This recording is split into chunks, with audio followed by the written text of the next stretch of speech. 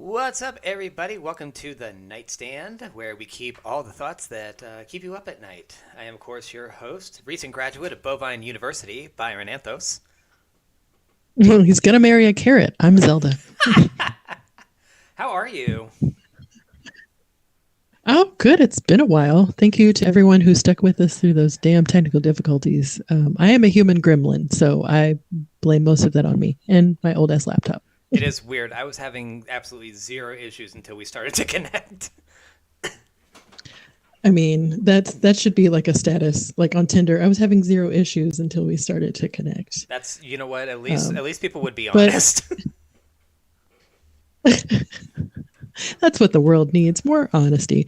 No doubt. But with all of our technical difficulties, I think this leads very well into tonight's topic, burning bridges, because boy, did we want to throw I our was about laptops on done fire. yesterday. I was so about done with everything yesterday. So yeah.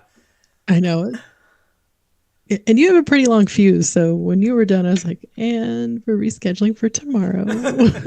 Well, my thing was what No one made has it to pretend that they fell down the stairs. No, for real. Because, like, my thing that made it so frustrating was, like, everything was working fine all day. And then it's like, as we were getting ready to start doing what we had intended to do, things started going left. And I'm like, why? Why? Why? It doesn't need to be this way. Why is it this way? You weren't this way for hours. Why are you this way now? So, yeah, I was. My long fuse ran short very quickly. No, that's all right. It's been a hectic week. I hope everyone else has been having a good week. And as always, feel free to email us any suggestions or comments after tonight's episode to the nightstand podcast at gmail.com. Byron, what's that phone number? You know what? Let me look it up real quick. Shut up! I wasn't ready. But I did actually. Well, hold on, because I did actually include it in the link that we had. Okay, to, awesome. to this episode, as well as I am offering access to our Discord server. Yay. So, but if you want to text us, our number is 972-836-6275. The link to the Discord should be a permanent link. If not, it'll be good for a week, but you can join us there. We're going to try to get ourselves coordinated to where we can actually talk on Discord as we're recording and everything. So hopefully that'll get people more involved in the chat. I know some of you have wanted to, but yeah, there's no. Also, you can find us on social medias. You can get us on Facebook and Twitter. We need to tweet more. Yeah, baby steps. We both have full-time jobs. And for everyone who's like, you don't even remember a phone number, all right, we are of that generation where you both had the black book with numbers you memorized, and then cell phones came and made us all stupid. So I remember 3 emergency phone numbers, and that's it. Yeah, one of them is yours, my mother's, I think. And one is 911. So. Like, shit. All right, so let's get into it, because we know this one's going to be kind of fun. Let's get into burning bridges. Ooh, if it wasn't the bridge that I'd burned down when I got there. Huh. So for those of you that aren't familiar, it is an American idiom. So it's basically like, I know I'm not going to go back to that place across the river, so I'm just going to burn the whole damn thing down. Damn if I need to use it. Nobody else is using it either. Also, it's just so they can't come to you either. Well, yeah. Hey, I don't know why we ever got rid of moats. But really, we're talking about times when it's okay or maybe necessary to cut people or things or situations out of your life. So we're going to pretty much do the gamut like we normally do. But Byron has an episode that recently kicked off and sparked this whole thing. So I'm going to let you enter. Yeah, not like an episode of the Nightstand, like an actual situation that happened. So the names have been changed to protect I wouldn't even say innocent at this point, but like in the last week, Anonymous shade. Well, I had to do some introspection in the last week because I did have kind of what I would refer to as an official falling out with somebody, and I honestly I feel like I get to a point where like I'm too old for some of like the petty, I don't want to talk to you again or have like any of those conversations or anything like that. I feel like it's just easier to just kind of walk away from people, depending on the situation. Like I don't just write people off easily, but I've become more aware of where a certain boundary is. And like for me, my boundary comes in a point where I feel like we're not connecting, we're not communicating. It's where somebody has already kind of made up their mind as to what the situation is, even though it involves multiple people. And if there isn't a way to kind of understand where everybody's coming from, or at least the openness to hearing it, then there's just no point. And then it's like, how do you maintain a relationship with that person, you know? Yeah, and I think I go to therapy. So something my therapist has said is communication is twofold. It's not just you telling the person what you want, but that other person is in a relationship, or at least, even if it's for a conversation, they have to agree to do the things that you're talking about. So you have to be on the same page, as far as what you're both wanting to get out of it. But also, you can communicate to someone and they can be not a very great active listener, or just we use a lot of analogies on the show because we're trying to reach as broad as an understanding and find a way to connect with different parts of our audience. So, if we're using a skiing analogy, like there's some people and cultures just don't ski. So we're not going to do that. So, that aside, when it just seems like one person is talking and there's no amount of examples or analogies that get to a point of understanding, then why continue to be the textbook definition of insane? Right. And for those of you that don't know what that is, the textbook definition of insanity is utilizing the same actions repeatedly and expecting different results. Yeah, not disparaging anyone with mental health issues. No. It's just a definition that we are. It kind of helps us decide, when we get to the point that we have done everything that we could. And that's when sometimes the bridge must burn. Yeah, and I like to think that I have never been the one to burn the bridge. Like, I think there's an argument that can be made. I'll throw myself out there. I think there's an argument to be made that maybe, like, if I say one particular thing or if I have done something in particular, then my actions might have caused somebody to burn the bridge.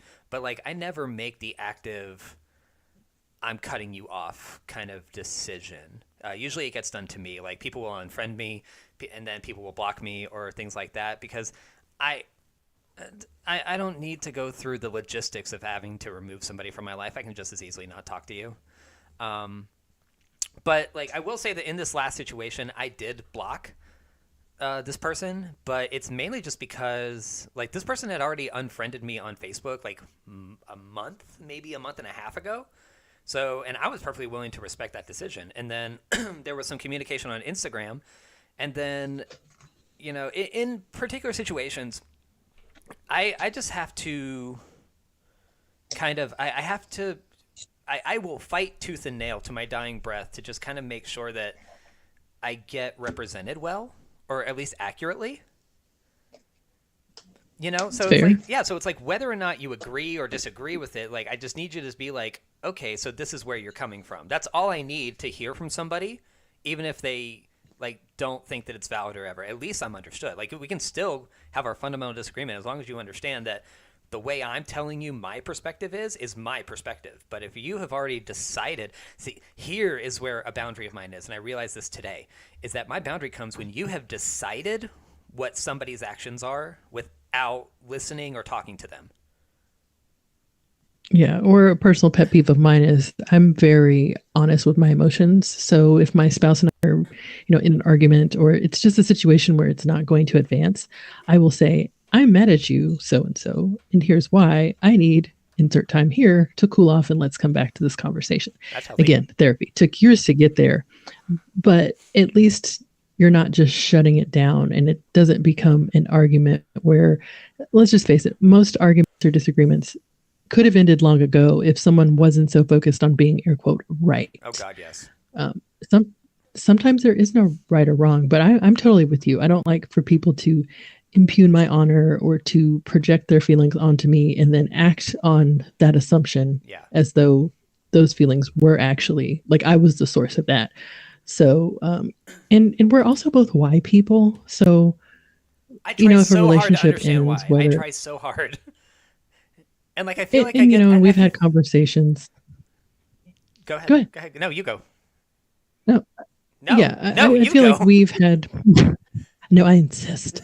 I think we've had conversations about this a few times. And you are my best friend, but I will be completely honest. A lot of that was, well, what could have led to this other person's thought process, or how Hmm. can we continue to see it from their side so that we don't just get all up in arms about our emotions. Like, Yeah. we want to know why. um, what could have been done differently in this interaction or example to have prevented the situation from going down this road. Yeah. But sometimes someone doesn't have the tools to understand what you're saying, Hmm. or you're just speaking two different languages and just can't find that common ground.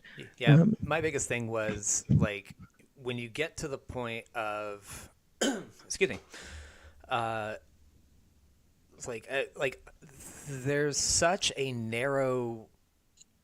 I don't want to say narcissistic, but like an egocentric view where you really do have a hard time seeing outside of yourself, that you confuse understanding with approval. And that has been a hard oh one yeah. for me to kind of distinct with people. It's that I understand your behavior. I understand your emotional state. I understand your reactions. I understand your behavior. That does not mean I approve of it. It's like It's like the people that go cross country following the McRib. It's like I I like don't understand it, but I get it. Like, okay, cool. I'm just, I wouldn't, you know? yeah, it's your gas money and your colon, so that's none of mine. Never mind.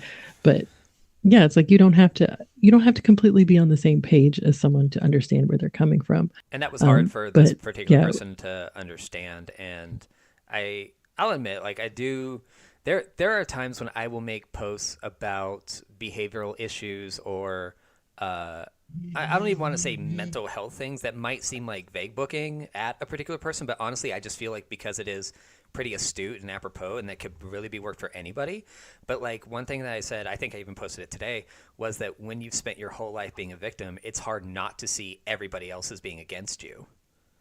And it's such a hard place to be because then you can't have a discussion with somebody and you can't take criticism of anything because you just feel like the whole world is against you and this is this, and you feel justified and galvanized in everything that you did, and regardless of the fact that we're saying that cool, but your actions actually affected other people. Well, you just don't understand where I was coming from. It's like, no, I do. You're just not understanding the consequences of your actions. yeah, and understanding again is not a free pass for that behavior. And I think where the burning the bridge has to happen is when it becomes toxic. Oh god, yeah. I have had the I'm a statistic. I've had the unfortunate reality of being in an abusive relationship, and it's very gaslighting behavior. If someone can't, you know, owning what they're doing aside, if someone is not listening to what you were saying and not reading, if it's a text message or something, um, then for me, there's almost like a willfulness to it on occasion, Hmm. even if it's Yeah. unbeknownst to the person, because that's still holding power. We've all had those conversations with someone that just has to have the last word. And it's like, but why? If you're telling me you're done with it, then be done with it. Don't come back a couple of weeks later and say, oh, by the way, I wasn't done.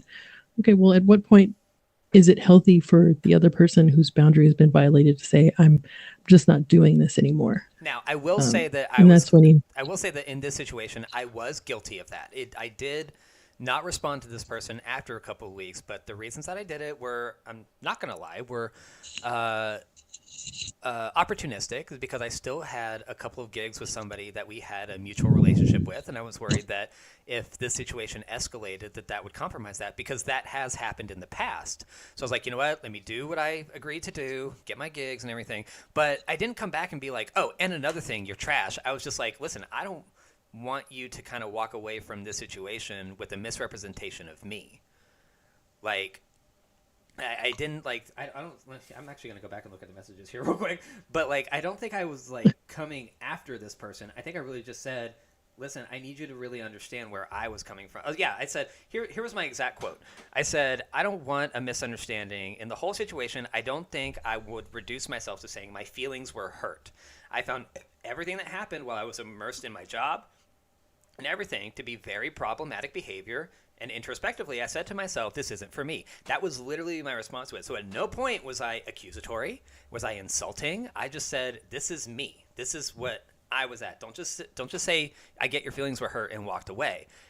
That's where I will fight tooth and nail to be represented properly. Like, don't just go around saying his feelings were hurt and now we don't talk. It's like, no. I said, you did this, it affected me, I didn't want to be around for it anymore, and I walked away. But Yeah. then this whole But thing escalated in like 3 messages, and then the last one was toxic, and I was like, okay, well, you know what? Now I'll. There's no point in just holding on to a bridge to somebody that doesn't wish well. yeah, and that's again when I mentioned like it becoming abusive, and it is hard. I will say I'm not a fan of doing a lot of like heavy lifting conversations through Messenger. Like the last couple of generations, especially with the rise of social media, like people don't really have those face to face conversations anymore. One, Yeah, it makes it a lot easier for you to be nasty because you're not having to deal with the because you visual and don't want no problems, emotional you and just type like you do. talk. But I mean, it's one thing to say something mean to someone, and then another to experience how they are feeling that in real time. And Yeah. let's just be honest, it's a lot easier to hit send, walk away, go take a shower, drink some wine, whatever. Pat yourself But on the it's back and say, I just ate.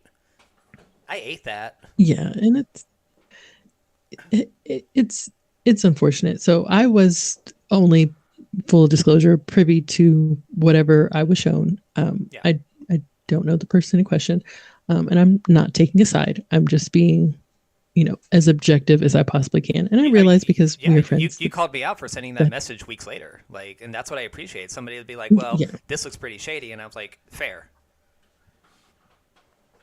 Yeah, but I mean, some people take 3 to 5 business days to get back to a message. Everyone processes in their own time. Yeah.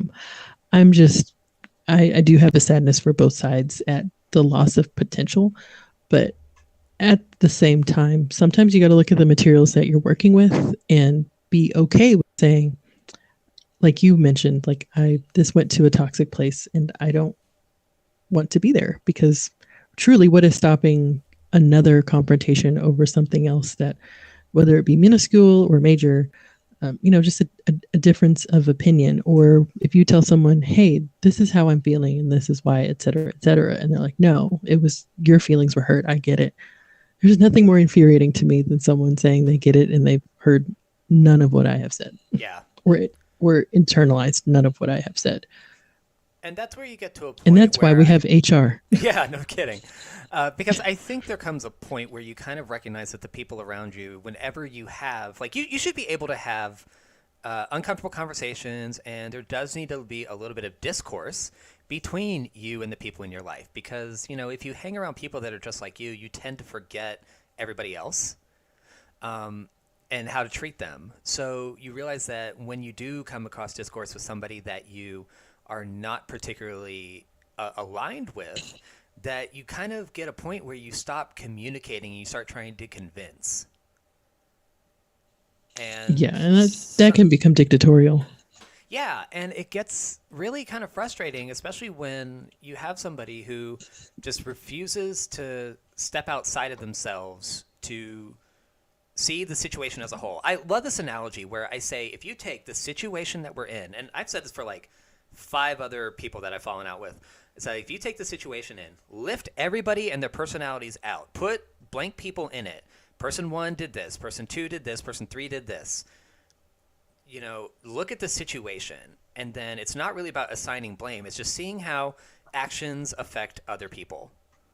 It's like I could say, like, hey, when I said this, I could see it escalating the situation, so I tried to diffuse it. This person reacted emotionally, and they pissed this person off, and then they got into a physical altercation. It's like you have to see the role that everybody plays in the play, basically. And if you can't do that, it's almost like if you can't do that, and then it's just everybody's fault but your own. I heard this phrase last month, and I'm carrying it with me for the rest of my life. It's just somebody I'm officially dubbing that person Miss Congenie Gaslight. I mean, it's so true because then the dangerous part of it is, are you convincing yourself or are you trying to convince me? Because I think it takes a lot of effort, like willful effort, to not see how your actions could potentially hurt someone else. Yeah. Or, and I've had people in my life do this, well, I was really upset. Okay, well, no one can make you feel feelings. People can elicit a reaction from you, which draws feelings from you. And if you have experienced trauma, or if you have experienced situations that were, really heightened in a negative way for you, I can understand where the impetus to say I must defend myself at all costs comes from. Yeah. But if someone walks toward you with hands up and saying friendly, I'm just trying to understand this, and then you shoot them, you know, they're dead. It's not like, oh, well, later, I totally understand that, I was in this place. Because the more I feel someone is asking you to understand where they're coming from, but they're unwilling to do the same for you, you're just being used. And that is, I mean, unless you're into that, I just don't think that's fair. And it's hard to break that, especially if it's a professional relationship. Yeah. But I don't think anyone should have to be around that. And take case in point work.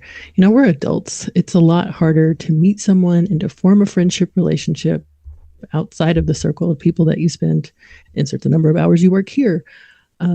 So it can get hard. We don't have a giant playground where, someone's like, oh, you like the sandbox? I like the sandbox. Do we just become best friends?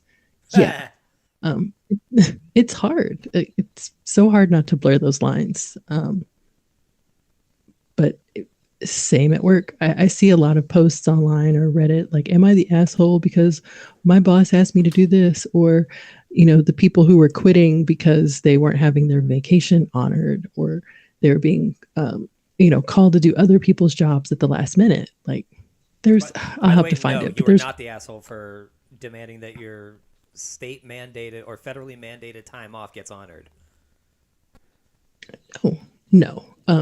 Like, I think it's Japan right now that is having a review with paternity leave. I mean, it's offered, but guys don't want to take it because of, multiple reasons. But one of them is a fear of being replaced or having their job reduced when they do return.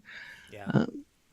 And, when your money is mixed up in it, that's pretty dang hard. But if anything among the multiple things that it showed us, like COVID really showed people, like, do I really want to spend my life doing this? Do I want to make space in my life for people and occupations, no matter how much they pay you, that are going to abuse you mentally, physically, emotionally?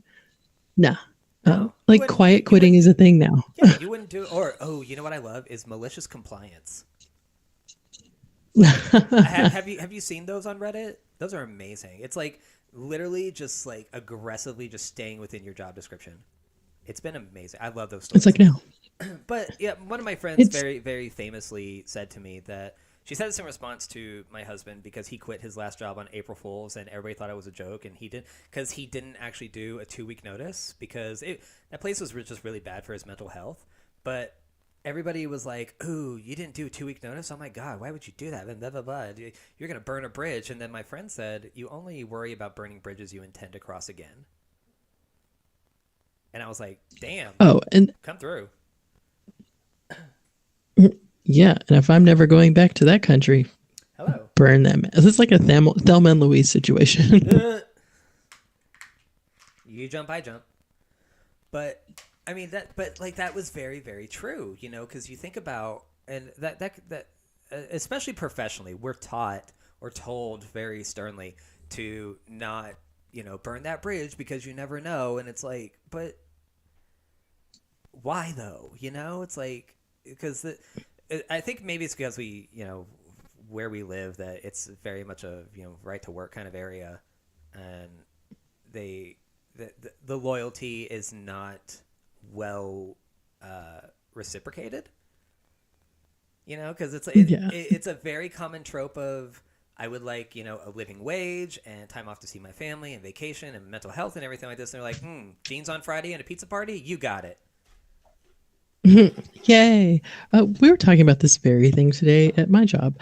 We have an intern who's in college, and it's like, oh my gosh, does she need a letter? And they're like, they don't even do that anymore. It's like, but what about a reference? Like, nope, not that either. It just goes on the resume and then no one bothers to check. And I think it's a very generational thing. Like, we were taught, especially through college, like, get to know your professors, make sure you get their card, make sure you try to make an impression, because you don't know who they know, and you don't know when you might need a letter of recommendation or a reference. It's like, yeah, we're busting our ass to uphold a system that's not really meant to work for us. I think all of that was meant to keep people in line so that if there was a gaslight situation or if there was an emotionally abusive work situation, it's like, oh, no, no, no, no.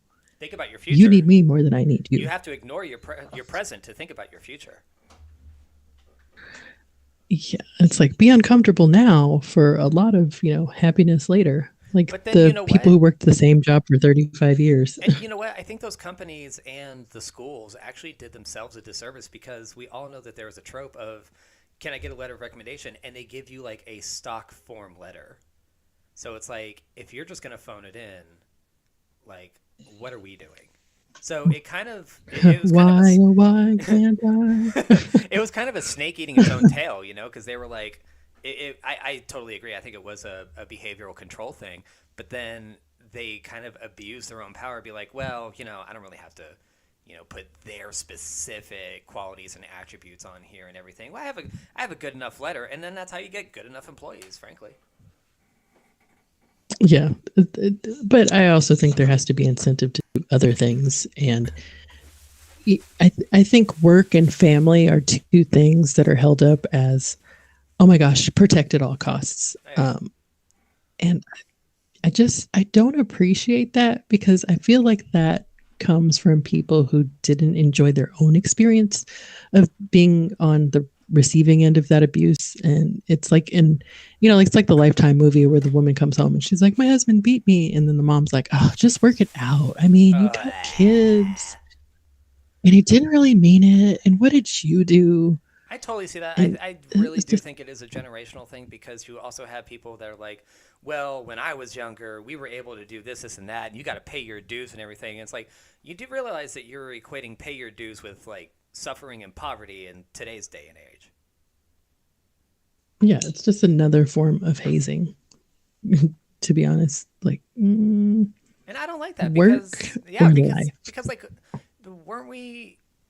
I thought the idea of, I'm going to, kind of go after the parents here. I thought the idea of parenthood was to leave the world a better place for your kids, and yet you're kind of this attitude towards the quote coddle generation kind of spits in the face of that because then you kind of resent them. Like, get over One of the it. best quotes I saw about parenthood was, you can't raise your kids for the time that you came from because that time no longer exists. Like I think we're living through like a bit of a power shift right Because now that where bridge is people definitely are burned. saying, yeah, I mean, people are saying the incentive to continue to be miserable and unhappy is not great enough for me to continue to be miserable and unhappy. And now we Correct. have more people that are saying, you know what, I'm not going back to that. That, the brave people that did walk across the bridge, strike the match on the last one and throw it behind them, are showing other people that it's possible to want more for yourself, be it occupationally, emotionally, relationship wise. And there's nothing wrong with that. Now, granted, we're not talking about the extremes that this can go to, because I think you can go to the extreme of burning bridges as well. Um, but sometimes it's just really necessary. And I think friends and family are that sticking point. Like, there's the racist grandpa. Oh, he's just of that age. Oh, okay, but it's been 75 years since that happened and he knows better, so he should just better. I oh, well, you should go hug your grandpa because he got you a toy. Okay, but you're taking away that kid's personal and physical agency by saying they have to do something for the benefit of someone else. Let's move into that. Let's go into burning bridges with family real quick, since because it's that kind of shit. Honestly, where it's just family above all else. I think has just kind of been, and I might be projecting. I think it's kind of an excuse for the. I think we're in a generation where the older generation feels like they get a pass for a lot of stuff, because family, or even as an older generation because of age. One thing from the show Two Broke Girls is, one of the girls, I forget the actress's name, but she is waiting on a group of golden girls, and she basically tells them, like, no, you don't get a bitch pass just because you're 80. I stand by this, and there's so many family members I could piss off with it. I think that's totally true. And if anyone doesn't believe that family above all doesn't work, we have 6 hours worth of Godfather movies that show that Michael Corleone did not want to do that. Hello. Or watch The Sopranos. He was out. Family above all. Not, Yeah, not, for not really. multiple reasons. No, and like I think that's true. Yeah, and I don't think there should ever be a. Let's go through the generations here. So let's start young. So when they're like, "Oh, don't do that because he's your brother, or she's your sister, or that's your cousin. Don't treat them that way." Or, usually what I've seen. Let's go back to the Reddit post of like, "Am I the asshole?" A lot of what I've seen is people are questioning if they're assholes because reciprocated behavior is being treated badly by the rest of the family. I think that's a problem. Yeah, because I refuse to believe that it is more rude to confront rudeness. I refuse to believe that. And I had dealings with my one of my grandmothers where she would be outwardly disrespectful to me. She would talk crap about my dad in front of me. She would call me out of my name, not like any swear words, but like Missy or, stuff like that. And it was malicious because, you do stuff that, gets a rise out of people. And I was consistently told, well, you have to respect her because she's your elder. She's your mother's mother and this and that. And it's like, you got to give respect to get respect. Deadass. I don't understand why that's different, whether it's a 4-year-old to a 59-year-old or a 35-year-old to a 33-year-old or an 8-year-old to an 8-year-old. I think for children and younger people, it's very easy to just, oh, I don't want that being done to me, so I'm not going to do it to them. But as you get older, I think the crunch on that becomes you have to change who you are to satisfy the needs of other people around you. And how dare you be upset that you can't be your authentic self because it's family. And my thing with that is that once you get to a certain point, like the older people should know better. Like you should know better. I think we had talked about it in one of our other conversations. Like, and this is a whole bitch brain thing with me. It's like whenever you talk about like racist family members of an older generation, and then people always being like, "Oh, well, that was just the time he grew up in." No, bitch, he had the same 36 years I did. And he was older and more mature to deal with it. Yeah, it's like, why? I don't understand. If it makes you uncomfortable and you didn't enjoy it, why are you trying so hard to force that on somebody else? Like, I just don't get it. Like, why do we want to keep that going? I don't understand people that, like, you talk about, like, the people that are, like, against the wokeness and, anybody that's, like, let's say, politicizing family members gets very bridge burny very quickly.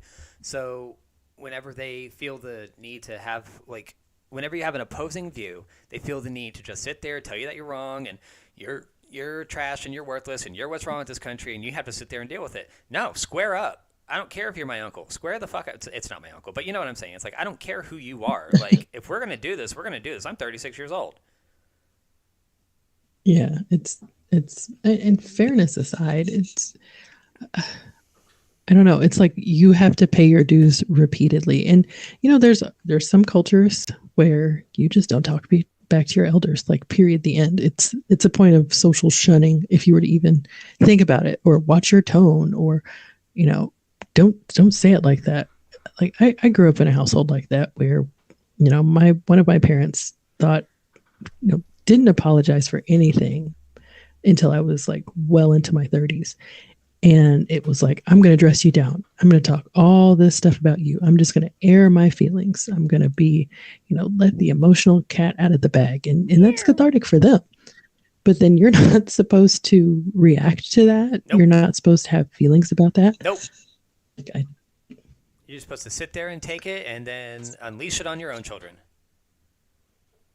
Yeah. Like, that's not a very good idea. And a lot of it is for control, like with the instance of, oh, well, go hug your grandma, go kiss your grandma, go do this, go do that.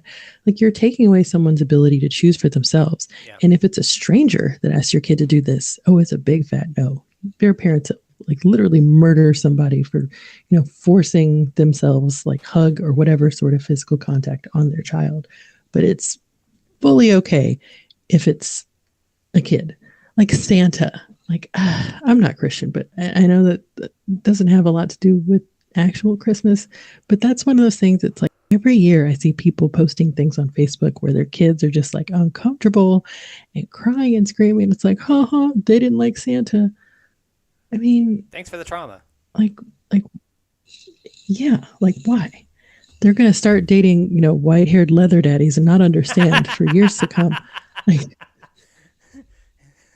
uh, sorry, it's been a while what? since it's been a while since I've heard a parallel of Santa Claus and BDSM culture. I'm sorry. It's not obvious. Ho ho No, ho. but yes, it's like, and people are like, well, how do I do it, or why would I do it? I think it starts with standing up for yourself, and you don't have to be rude or have an attitude, or and when I say have an attitude, like the voice inflections that make people think you're going off, like we're clapping. It's just, drop your pitch. I tell people, if you have to deal with someone that's being confrontational, talk to them like a spooked horse. Kind of, yeah. Slow, steady sentences, no major inflection up or down, because as a kid going through that, I don't like your tone. Watch your mouth, Missy. It's not what you're saying sometimes, it's how you're saying it. And Which I want to that push back. people I want to push back clip on on that. you. Yeah, I'm gonna push back on that too, because honestly, like if this is something that I've even seen in the political spectrum, is that people tend to be more upset with how news is delivered before the news itself. Like you Yeah. hear congressional hearings where they talk about who leaked this, who leaked that, and I'm like, how about we talk about the actual information that's alarming? Yeah. Well, in some cases I can see, but yeah, it's I'm searching for my words here. It's it's almost like, oh, I have more of a problem with the way you're delivering information than the actual information, which makes me think that you're not paying attention to the situation. Thank you. It's like, oh, how dare you yell at me? Yeah, but no taxation without representation. Hello. Like, what part of that didn't you hear? Like, how many analogies and examples do I have to give you of the fact that this behavior does not make me feel welcomed or safe or good about myself? Yeah. And think about why that person wants you to continue to be in that situation. And I'll Like, what's advocate. the benefit to them? Yeah, and I'll advocate on the two sides of that, because on the on one person's, it's like once somebody has decided that you've hurt them, you don't get to decide that you didn't. Mm, And then say it again. once somebody has decided that you have hurt them, you don't get to decide that you didn't. But on the flip side of that, what I will say is that we do kind of need to, not kind of, not kind of banner wave offensiveness to where we say like, well, you're offensive and that's offensive. Just say you are offended, because one thing I hate is generalizing Yes. and loraxing. So it's like you could just say, I'm offended by this and here's why, instead of just immediately equating somebody on a downward spiral of you're an offensive person. Now, granted, there are a ton of offensive people that are mad at the woke crowd that they can't just say whatever they want and be offensive to other people, and I don't understand that to save my life. But there you can't be the champion of everybody. Especially, so it's just better to say. It's also kind of arrogant to think that you're going to go through the entire life, your entire life and your entire worldview, just never being offended by anything. Because there are some basic cross-cultural divides that are going to offend some people. Yes. And I know there's going to be people probably like, but the free speech amendment, first of all, there are caveats. Please do read them. But also the protected ability to say what you would like does not protect you from the emotional response of other people. If you're going to be big enough to say it, then you can't just be like, oh, blah, blah, blah, blah, blah about face. I'm done. End of discussion. Mission accomplished. I had a parent do that, and there is nothing more frustrating. Because you lose respect for the other person very quickly, and then it becomes a fight. Yeah. And it's like, I'm not trying to be right. I'm not concerned about making a point anymore. Now I'm just trying to hurt you. And it can come from both sides. Plus, I like something that you've said. I don't think it was this episode, but I think you've said it just in one of our conversations, where once you have kind of like unloaded on a person with all this information and this emotional baggage and everything, and you decide that, okay, this is the way the situation was and I feel better, cool. You have now that person still has to carry it. Yeah, you've just unloaded. You took a load off Annie and gave it to somebody else for free, and they didn't want it. Yeah, and it's like if you do that enough times, then I can't blame somebody for just being like, look, I feel like you're just kind of using me as a punching bag, or someone to just vent to no matter what. You seem to have no interest in my own life. I just think that maybe we should just part ways. I don't think there are times when I don't really feel the need to be as formal because it's so easy to just, it really is just easy in today's day and age to just be too busy. You know? Yeah, or just dip. Or just dip, just be like, hey, sorry we haven't talked in like a week or so, but I've been busy. How are you? Catch up a little bit. But if you really feel the need for it, like I will get to a point of, there's just no talking to you anymore. If I can go to one of my situations a couple years ago, I had a falling out with my wrestling coach, primarily because there was a boundary issue where, and this is very, very common. So this is kind of a mix of like professional and friendship, because there are a lot of industries that I've worked in, mostly entertainment, where it is hard to establish a boundary of we work together or we are friends, but to be both gets very problematic. The falling out here was because of a situation between me and somebody else, and apparently I had said something that did escalate the situation. In my opinion, it was something innocent. It wasn't racial. It wasn't derogatory. It wasn't anything. It was really, in my opinion, I look at the comment and I say, this cannot really offend a particular group of people. But I can see that it did affect a person. And so for that, it's one of those things. Somebody has decided that I hurt them. I can't say that I didn't. So I reached out to this person, tried to apologize, and say, when you're ready to talk, we can square things away. Well, then there's this big situation where there's a group chat, and somebody wanted to bring the situation up, and my wrestling coach was in there, and he was saying, you should have known better, you should have done this and everything. And I just kind of put the boundary up, and I said, guys, this was between me and this person.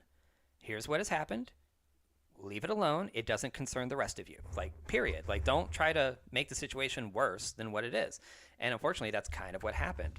So as that situation was escalating, which, by the way, there's screenshots if anybody wants to come for me on this one. I don't really care. I've sat on this for a couple of years, so it's kind of good to actually talk about this. So I could see the conversation was getting heated. And so for any of you that gets into discussions online or in a message or anything, in emails, anything where there's going to be a transcript of it later, make sure you stay on task. You stay on the subject. You don't divert. You don't get personal, no matter what the other person does. This might seem kind of a manipulation tactic, because really what it does is it makes the other person look unhinged. But it also, staying on task is kind of an anchor. And it's like, I need you to realize we are talking about this. This is the problem. Don't divert. Don't bring up old shit. This is what we're talking about.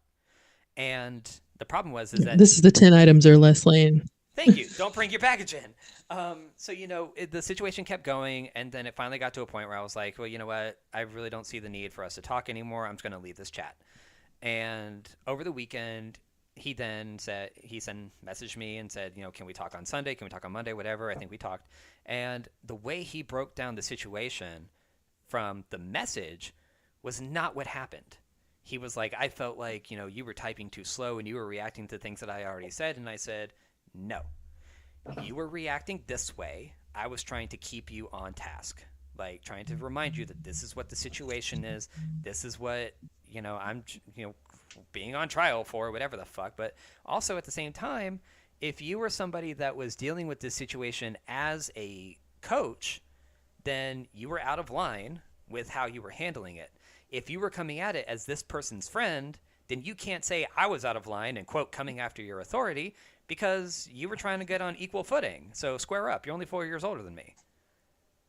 And so that's where, there's a boundary that tends to get crossed with a lot of these situations between professional and then friendship, because then you'll see that the person who has any kind of authority and leadership wants to maintain that authority and leadership and still come down to your level to talk to you as a friend, whether they're giving you advice or dogpiling you, and then say, well, you can't touch me because of my authority. And it's like, no, we are not doing that in my 30s, period.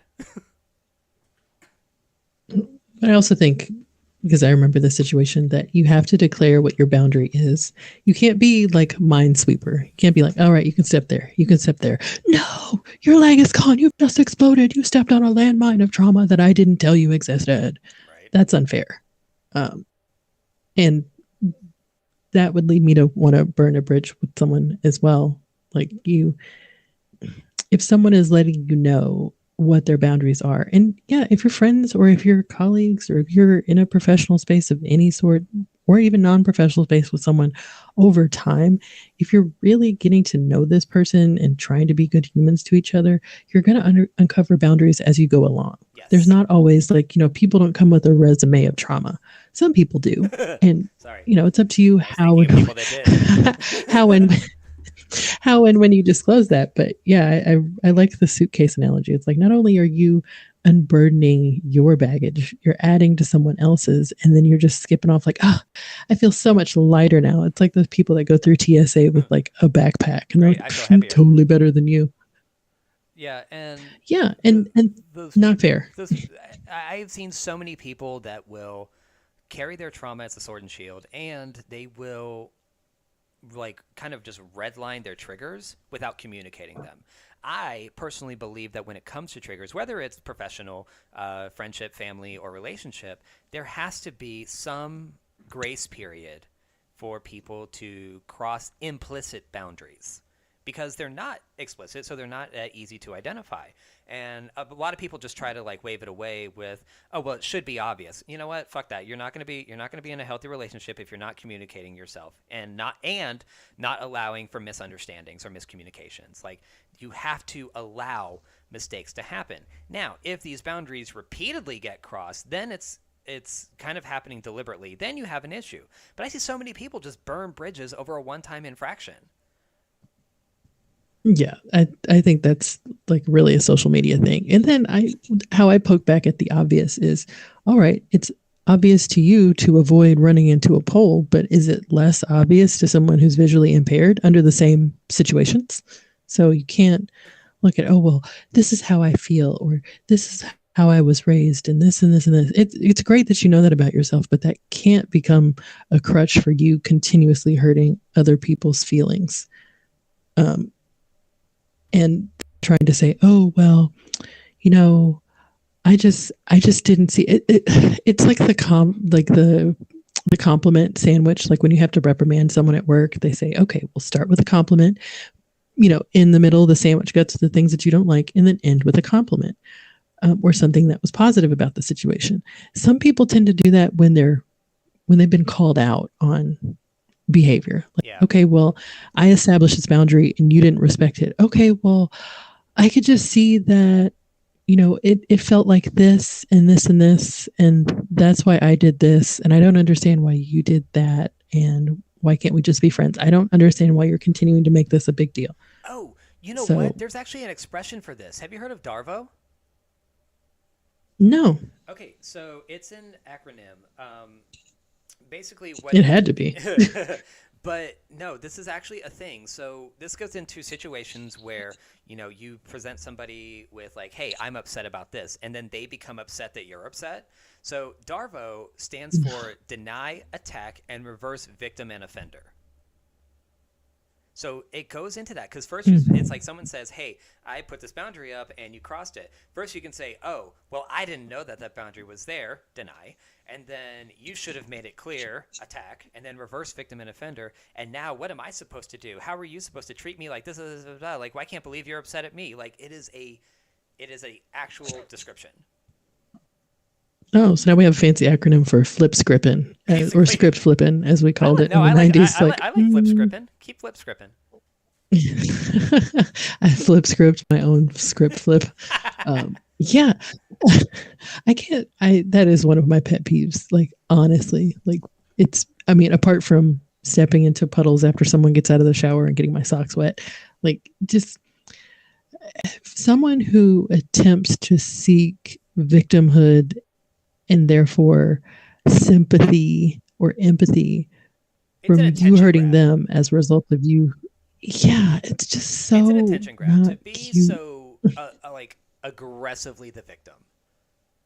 You know, it's like I would rather some personal growth. Like I even called you this weekend. I was like, "Hey, here's the situation. I need to know: is there something I'm missing? Is there something I'm not seeing?" And so, like, I appreciate you saying, like, "Yeah, responding after a couple weeks was kind of shady." Regardless of how I justified it, I at least wanted like you and the people that I actually care about in my life to know that like it wasn't a malicious reason. It was opportunistic. But hey, I have a surgery for my cat I got to pay for. Yeah, and I think what could have remedied that was, I hear you. I'm going to think about this. I need to take some time to respond. That's fair. But sometimes even that's overload. Nobody can be 100% all the time, and hindsight is what it is for a reason. But it's just it where it enters like tragic land is when you just can't be on the same page. And then the other person comes back and they're like, oh, well, I have to have the last word. But why? Ugh. How is this furthering the situation? Why are we bringing this up again?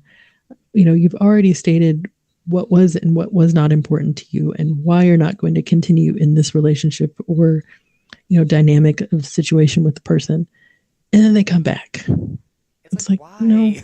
just Especially when just it was pull their away from the decision. table and be done. Especially when it was their decision. Like I get so mad when people unfriend me on one social media and then they will reach out on another, and I'm like, stay consistent. I don't mind people walking out, but damn it, if I'm gonna be okay with flippancy. Yeah, yeah. It's not a revolving door. It's No. it's either done or it's not. And you know what? I think that Because was actually part of the issue in this situation too. Was that this particular person was like pulling the rug, putting it back, pulling it out, putting it back, and it was just like, I have other things to worry about. To be fair. it it makes it really hard to know where you stand because this was offensive to you, or yeah, you got your punches in and you retreated. Just Kimmy rolled away, and then here you come again on something else. Like Yeah. yeah, it's like what. Sometimes I want to ask people, what would you expect someone to do? How would you expect or anticipate someone else's reaction to what you just did? Yeah, like And if if it a friend results was in coming up more, to you with what you're doing, how would you react? yeah, and there's that objectivity that you need to have and understand that we are all products of our experiences, emotional, our family and attachment dynamics. And so for you to just place what works for you on everybody else or expect what you expect, like hold everybody else to a higher standard than you hold yourself, like that's just an permanently untenable situation. Yeah. Like I don't think there would be any relationship that could withstand that much back and forth. Not with yourself, if it's a relationship with yourself, or Yeah. with someone else. It's just I think so do. I think I've decided that like my overall boundary for situations that occur is it depends on how the situations get handled by everybody, and that to me decide. I don't think there is a particular situation that we can't come back from, as long as we're open to talk and find some kind of balance in our relationship. But when it comes to people who have decided that the situation is what it is, regardless of what I say, or if they end up being pretty callous, not wishing well. I even had a situation earlier this year. I don't think I told you this. Um, we, we were talking to a couple in Indiana. We were actually going to go up to Indiana for Pride this year, and one of them had reached out to me, asked about boundaries between his partner and myself, and I was very honest about it. Said yes, we had exchanged pictures. This was like months ago. This was like back in October. We haven't done anything since. We haven't been inappropriate. And then he said, well, it just kind of bothers me, and I didn't know about this. And I was like, well, you know what, I'm sorry. So in the interest of preserving your situation, how about we just maybe we just wait a while before we come up and visit you guys. And he said, okay, cool. And then I'll say this is probably where I kind of fumbled a little bit. So I took this to mean that like he sounded pretty pissed.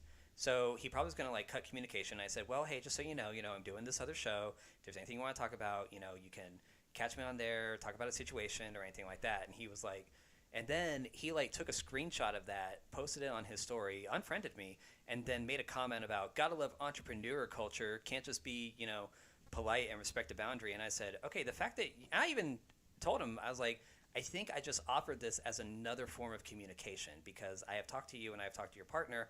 I don't want to just like cut things off. So I was like, like here's a less direct way, but still a way to get in touch with me. And that's where I was thinking with it. But regardless of how he took that, I can see him taking it a completely different way. But the fact that he decided to go for public humiliation instead of actually talking about it, I was like, one, I don't know your people. We have no mutual friends. Two, fuck you. And three, if this is the way you deal with situations, burn it. Like burn it. Like I don't fucking care. Like this is who you are. Like I have decided to believe people when they show me who they are. Yep, light that bridge. Basically. Yeah. I don't know. Are there I think any bridges you've burned? Just oh, oof. I'm one of those people that I haven't really like. There's no, except for the abusive ex, and even then that was just quiet quitting. I just stopped answering because I just couldn't anymore. But well, okay, I will say one. All right, so a couple of years ago, like back in my college days, I made an attempt at modeling. America's Next Top Model was a thing. I'm tall and lovely, and I was like, I could do this. So I answered an open model call. My walk is not the best. I'm going to say that right now. And it was a runway show, and I hadn't done one of those since I was like little. And so at the university close to my house, they have a fashion and textile design program, and their senior year for the program is a lot like Project Runway. It's like make, a whole line. This is yours, do outfits for these seasons. And then the culmination is they have people walk their items. And so I am larger on bottom than I am on top. And a lot of these things are made on mannequins for sample sizes, right, which is like a 4. I'm easily an 8 to 10. Not, overweight or unhealthy. Anyway, I'm good. But the lady who was the director of the show was trying to find outfits to put me in. And she was noticing that like the suit separates or the little, cute little crop jacket with mini skirt, this was the age of Uggs and mini skirts, wasn't fitting. And she was about to suggest that someone sew me into something for the number, but decided against that and said, you know what? I just think she's too big. This is too big and that's big. And just starts critiquing my body in front of me while this lady is like, so do I unzip the zipper? Or what are we doing right now? And I told her, I said, you know what? No one that loves me has ever complained about the size of my ass. Damn right. Needless to say, I was never invited back. And it put a really bad taste in my mouth because she had a daughter. She had a daughter and she was running her through the pageant circuit. Of course, she had a spot in all of these lovely outfits to model because she's trying to beef up her portfolio or whatever. So when I heard that, it's like, I understand full well how someone would hear that, run to the bathroom and stick their finger down their throat or start being too concerned about, counting calories and all of these things. So I try to be as egalitarian as I can, or at least understand where someone else is coming from. But that personal attack is really where I draw the line. And I think when you're thinking about burning a bridge, don't do it for revenge. Yeah, it feels great, but it's not a long-term solution. Are you being put in harm? Is your emotional or physical health being put at risk? Does it just not make you feel good for reasons that you may not have the vocabulary for? You don't have to burn it to just walk away. And I think that's a tool that a lot of people don't realize exists. Like people have to go out sometimes, I feel like in a blaze of glory, or I'm going to have something to put on my TikTok or my reel, my Insta stories. I blame television for that. It's so performative and you're really not doing anything but hurting each other. And if you can't get the person and you don't feel safe to say, you know what, I just isn't for me, then, maybe you will have to block somebody. But if you can have that conversation and explain to someone why you're doing what they're doing, not only I feel will you grow, but that other person may actually absorb the message. And if they don't, it's not your job. mean, at some point, burning a bridge really just has kind of become a consequence of someone's actions. So, like, it really does help to understand your own emotional vocabulary and other people's. Like, that's the thing. You got to know how other people will communicate. And then using that to kind of identify the red flags in yourself and in others. And then know when it's a salvageable situation and when it's not. And there will be mistakes made. I mean, there have whole reality shows like Love is Blind. Okay, I'm sorry, I got sucked into that. People are like, oh, I just didn't make the right choice. Or this, I didn't realize how far reaching, the decision was. So, that's fine. But I just think I hope everyone has learned something. And if there's any situations or anecdotes that you would like to share, feel free to let us know. But as usual, we just hope that this was helpful. So, Byron, take us home. Light 'em up, light 'em up, I'm on fire! Yeah, so guys, I hope we don't have to pay anyone for that. Oh god damn, I didn't even think about that. I was at least 3 octaves off. It'll pass. So guys, thank you so much for joining us on this episode. We do apologize for our technical issues. We are still learning and we are still growing. If you do want to get in touch with us, because we do want your voices heard, please email us at thenightstandpodcast@gmail.com. You can call or text us at 972-836-6275. And of course, if you check our episodes, episode 3 and from now on, we will have a link to our Discord site that you can join the channel. Let's have a little chat every now and then. Remember, we are not professionals, but we play some on TV. And if anyone who was anonymously mentioned still has feelings, you should hopefully have the information. We just ask that you think before you speak and maybe listen to this episode again before responding. I mean, eventually it doesn't become about right or wrong. It goes into how important a relationship actually is for you. And, sometimes, like I said, sometimes you have to trust the decisions other people make. Sometimes they make it for you. Yeah, then it's real easy. But we are the Nightstand Podcast, so I am your host, Zelda. And the thoughts that keep you up at night, I am Byron Anthos. And thank you guys so much for joining us. We will see you next week, which, oh my God, we're going to be in person with each other, aren't we? Yes, we will. Okay, cool. Love it. Start thinking of things you want to talk about. Let's hope something happens between now and then. Secure the cats. All right. Bye, guys. Thank you so much for joining us.